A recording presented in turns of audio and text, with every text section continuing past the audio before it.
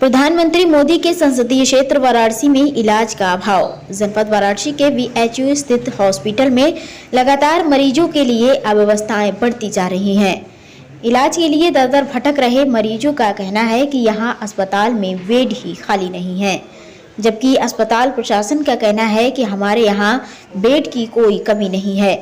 तस्वीरों में भी आप देख रहे हैं किस तरह सैकड़ों की संख्या में खाली बेड पड़े हुए हैं, मगर ये बेड दूर दराज से इलाज कराने आए मरीजों के लिए नहीं मिल पा रहे हैं। बेड खाली होने के बावजूद भी मरीज बेड के लिए तरस रहे। अस्पताल में मरीजों की शिकायत भी कोई सुनने वाला नहीं है।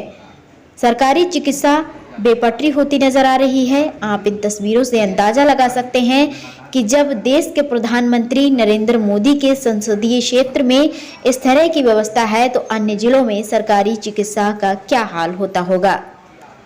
AHN न्यूज के लिए सुभाष शास्त्री की रिपोर्ट। क्या नाम है भैया आपका? सुरेश चौधरी। कहाँ से हैं? बिहार छपरा से। क्या दिक्कत है आपको? हार्ट का प्रॉब्लम है। क्या हुआ यहाँ पे, आपको क्या बताया गया? यहाँ बताया गया कि एंजियोग्राफी के लिए आना है मंजिल पर। हम सुबह 6 बजे से आए हैं। नीचे पूछताछ कर रहे हैं, हमको कोई बताया नहीं जा रहा है। कोई कहीं भेज रहे हैं, कोई कहीं भेज रहे हैं। हम पता करते करते भटकते भटकते किसी हालत में यहाँ पहुँचे हैं तो यहाँ मालूम चल रहा है, गए हैं चैम्बर में, पर्चा दिखाए हैं, फिर लोग बता रहे हैं कि बेड खाली नहीं है। चाहिए प्रेस कॉन्फ्रेंस का मुख्य उद्देश्य जो है वो है हृदय विभाग में 41 बेड पिछले 9 महीने से लगातार खाली चल रहे हैं और उन खाली बेडों पर एडमिशन नहीं होने की वजह से कई मरीज अपनी जानें गंवा रहे हैं। ये प्रेस कॉन्फ्रेंस का मुख्य मुद्दा है और ऐसा 41 बेड जो है लगातार 9 महीने से खाली रहने की वजह से अभी तक कम से कम 12,000 के आसपास रोगियों को इस अस्पताल से ये कहकर बेड नहीं मिला जो कि खाली था कि चूँकि हमारे पास बेड नहीं है इसलिए हम आपको भर्ती नहीं कर सकते, आपको हम इलाज नहीं कर सकते। और ये बेड नहीं मिलने की वजह से मरीज अस्पताल यानी बनारस हिंदू यूनिवर्सिटी के सर सुंदरलाल अस्पताल से दूसरे अन्य स्थानों को इलाज के लिए जाने को मजबूर किए गए और किए जा रहे हैं। और उसमें से मरीजों जिनमें से कई मरीजों की जानें बचाई जा सकती थी, ऐसे मरीज अपनी जानें गंवा चुके हैं और बाकी मरीज निजी अस्पतालों में जाकर प्राइवेट इलाज आज कितना महंगा है आप लोगों से छुपा नहीं है, पूरे समाज पूरी दुनिया से छुपा नहीं है।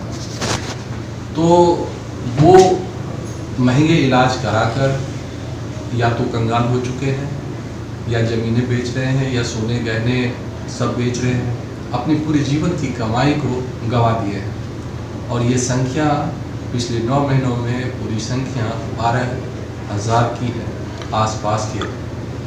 अब इसी संदर्भ में एक पेशेंट जो है जो बनारस हिंदू यूनिवर्सिटी में दीनदयाल अस्पताल से रेफर करके किए गए थे इलाज के लिए और वो इमरजेंसी में आकर भर्ती हुए और वो भर्ती होने के बाद जो है उनको असली जो समस्या थी हृदय संबंधित समस्या थी जिसको कंप्लीट हार्ट ब्लॉक कहा जाता है। और हृदय बीमारियों में ये मतलब वैसे गिने चुने बीमारियों में है जिसका पूर्णतः इलाज संभव है। तो वहाँ के जो चिकित्सक थे इमरजेंसी के, जब उस मरीज को उन्होंने देखा तो इसी में उनको वो बीमारी पकड़ में आ गई। उन्होंने कहा कि इस मरीज को हृदय विभाग में ले जाकर इलाज कराना चाहिए। तो सीधे भेजने के पहले बेड पता करने के लिए उनके अटेंडेंट्स जो है हृदय विभाग में आए। हृदय विभाग में आए तो उन्होंने देखा कि बेड खाली है, लेकिन हमारे पास आएंगे तो हम दिखने में तो बेड खाली है, 41 बेड खाली है, लेकिन आधिकारिक आंकड़ों में वो बेड नहीं दिखाई देंगे क्योंकि इनको जो चिकित्सा अधीक्षक महोदय वर्तमान के प्रोफेसर के गुप्ता जी, उन्होंने डिजिटल ताला लगा रखा है उसके ऊपर, डिजिटल लॉक, जिससे वो बेड कार्डियोलॉजी में रिफ्लेक्ट नहीं हो रहे। है कार्डियोलॉजी का बेड, लेकिन कार्डियोलॉजी में रिफ्लेक्ट नहीं है। बेड खाली है, आपको दिखेगा। अभी आप लोग चले गए, आप उसको रिकॉर्ड खुद भी अपनी आंखों से करिएगा, वो बेड आपको खाली दिखेंगे, लेकिन आधिकारिक आंकड़ों में वो नहीं दिखेंगे, क्योंकि उसको लॉक लगाकर बंद करके रखा है। और वो मरीज़ जिसका उदाहरण आज मैं दे रहा हूँ, और ऐसी संभावनाएं मैंने पहले ही व्यक्त कर चुकी है, जिसके कई पत्र ना सिर्फ हमने यहाँ के चिकित्सा अधीक्षक को बताया है, बल्कि कुलपति महोदय को भी इस संदर्भ में 3 पत्र में लिख चुका हूँ पिछले 2 महीने से ज़्यादा समय। लेकिन दुख की बात यह है कि इस तरह से बिना इलाज के, वो जो मरीज जिसके बारे में मैं बता रहा था कि जो पेशेंट भर्ती थे इमरजेंसी में, और जिनके जो अटेंडेंट थे वो आए थे पता करने के लिए, तो उन्होंने वीडियो भी बनाया उसका, और उनका कहना है कि मेरे पास उसका वीडियो है जो खाली बेड है।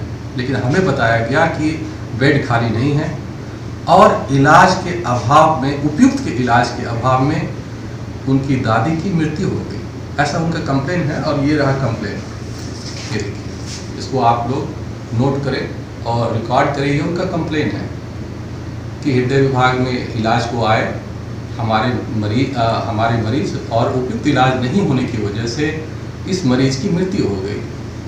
सर, ये पेशेंट का क्या नाम पड़ेगा? हाँ, उसको सत्यापित करने के लिए आप इस मरीज का, ये देखिए, ये उनका डेथ सर्टिफिकेट है जो यहाँ से जारी किए गए हैं बनारस यूनिवर्सिटी से।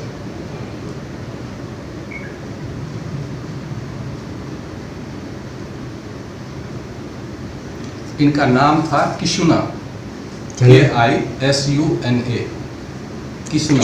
इसकी उम्र थी 85 साल, और ये हृदय विभाग के ऐसे इस तरह की बीमारियों से ग्रसित था जिसका इलाज 100% संभव है, और इसमें मशीन लगाकर इनकी जान बिल्कुल बचाई जा सकती थी, जिनकी मौत सिर्फ जो हमारे चिकित्सा अधीक्षक महोदय हैं, जिन्होंने कि हृदय विभाग के 41 बेड पर लगातार 9 महीने से ताला लगा कर रखा है। किशुना देवी सिर्फ एक उदाहरण है, ऐसे सैकड़ों किशुना देवी बिना इलाज के मर चुकी हैं, और इसके लिए सिर्फ और सिर्फ एक व्यक्ति जिम्मेदार है, वो है वर्तमान चिकित्सा अधीक्षक, जो पहले से एक सत्यापित भ्रष्ट व्यक्ति है, जिनके ऊपर ब्लड बैंक में अनियमितताओं पर कार्रवाई हुई थी, और उसके बाद भी आज तक वो अपने पद पर बने हुए।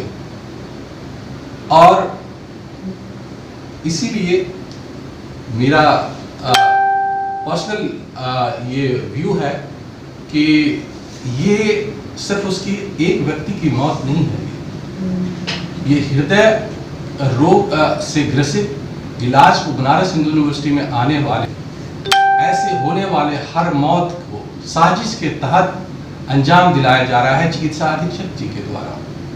और ये प्रधानमंत्री जी का संसदीय क्षेत्र है। प्रधानमंत्री जी ने हम लोग शुक्रगुजार हैं कि एक नया अस्पताल बनाया है, मतलब नई बिल्डिंग बनाया है, उसके लिए शताब्दी सुपर स्पेशलिटी ब्लॉक बनाया। लेकिन उनके दिए हुए इस सुपर स्पेशलिटी ब्लॉक में जिन मरीजों का इलाज होना चाहिए, इससे पहले भी आप लोगों ने रिकॉर्ड किया था कि हमारे ही कैथ लैब में जबरन इसी चिकित्सा अधीक्षक महोदय जी ने ताला लगा रखा था।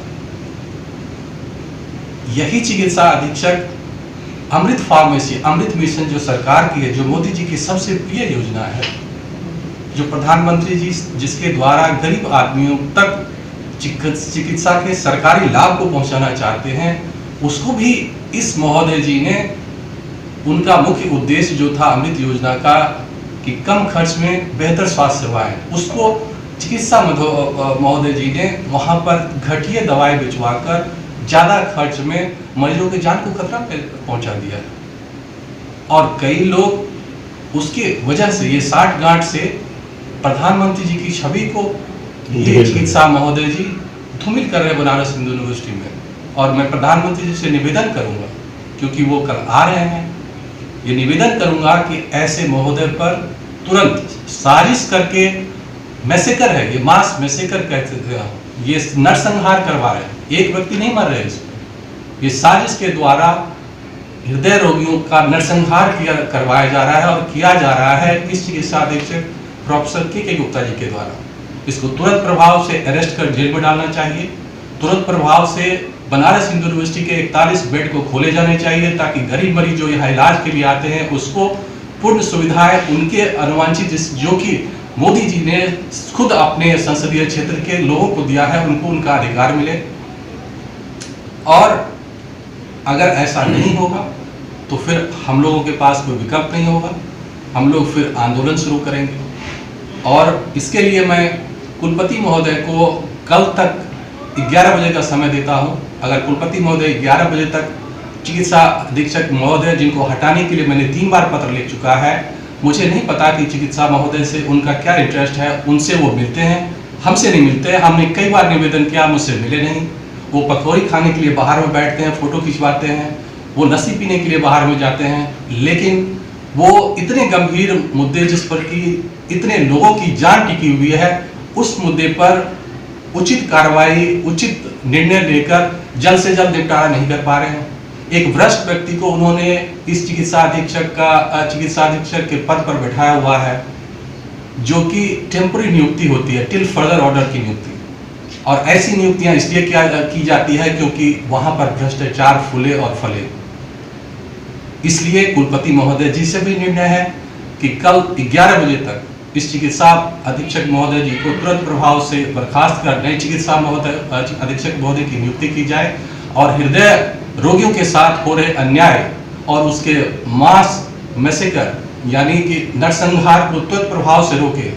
ये मानवीयता के लिए जरूरी है और अगर इस पर कार्रवाई नहीं होती है तो हम लोग फिर आंदोलन को वादे होंगे, जिसके जिम्मेदार कुलपति महोदय होंगे। डॉक्टर साहब, 2 चीज़ें, एक तो क्या लगता है कि आपने कुलपति से समय मांगा, कुलपति इनसे मिलते हैं, आपसे नहीं मिलते हैं, तो कहाँ तक इस पूरी प्रक्रिया में, जैसे आप मोदी जी से कार्रवाई की मांग कर रहे हैं, तो प्रथम दृष्टया तो कुलपति को करना है पहली चीज़।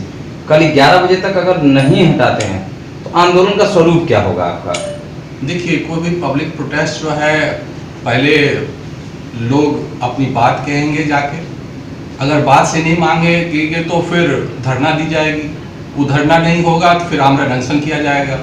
उसका एक तरीका होगा, चरणबद्ध तरीके से ये काम करना होगा। और ये बात जो सीधे तौर पर मोदी जी का तो ये काम नहीं है कि वो चिकित्सा अधीक्षक को हटाए, सीधे तौर पर कुलपति महोदय से ये निवेदन है कि तुरंत प्रभाव से जिस पर वो बैठे हुए हैं और जिसका कोई जवाब नहीं देते, मेरे लेटर का कोई जवाब नहीं देते, मैं आप दिखा सकता हूँ, मैं इतने सारे लेटर लिखा हूँ, कोई जवाब नहीं दिया। इसमें लेटर के पत्र संख्या मैंने लिखा है कि कितनी संख्या पत्र पर, इतनी देखिए पत्र संख्याएं लिखी हुई है इसके अंदर। तो ऐसा क्यों कुलपति आपका जवाब नहीं दे रहे हैं?